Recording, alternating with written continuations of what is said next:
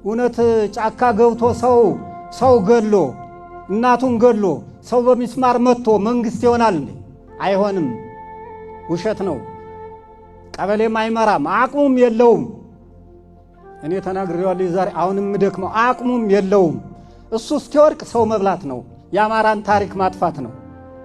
ለውጥ እኮ ትልቅ የመጀመሪያ እኮ ፌሮ ቆሞ የህወሓት አመራር የገቢ ማስገኛ የሆነውን ግድብ ከኔም ኪስ ከመቀነትም እሱን እኮ ግሌት ብሎ እንደገና ፕላን ሰርቶ አይተናል። ይህ ለውጥ ነው ለማቆም የሚታገለው ይሄ ወሮ በላ ሌባ።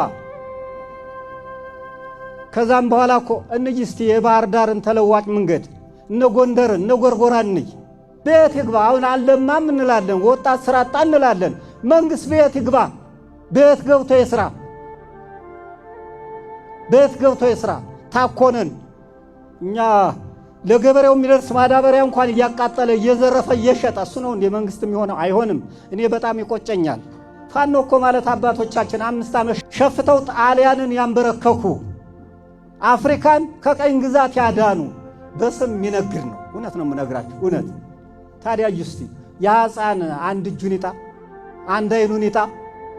ኧረ ፈጣሪ ይፍረድ። በእውነት እኔ ለፈጣሪ ነው የምነግረው። አይበጁንም።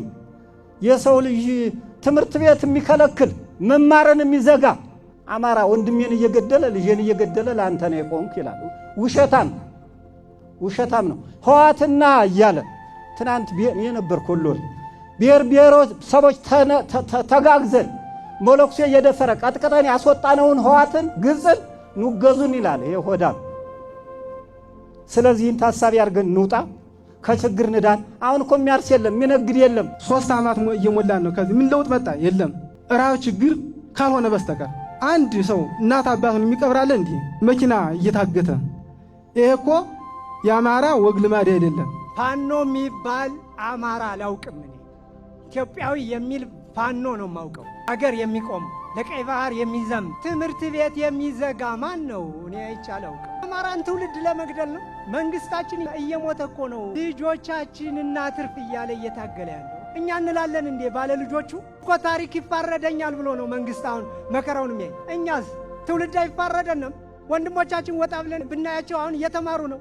ስንቱ ትምህርት ቤት ነው ማገዶ የሆነው የማሽላ መጥበሻ